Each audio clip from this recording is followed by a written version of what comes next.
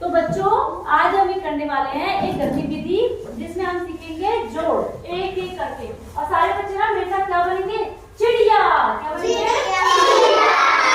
चिड़िया कैसे पंख होते हैं ना, ऐसे ऐसे करके उड़ती है। सारे बच्चे चिड़िया बनेंगे मेरे साथ, ठीक है? चिड़िया बनोगे?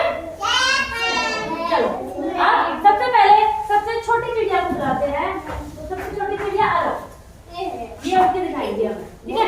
एक छोटी चिड़िया, एक छोटी चिड़िया, एक छोटी चिड़िया, एक छोटी चिड़िया, हो रही थी जो, हो रही थी जो, हो रही थी जो, हो रही थी जो, एक और आ गई, एक और आ गई, हो गई वो दो, हो गई वो दो, छोटी चिड़िया हुई ना।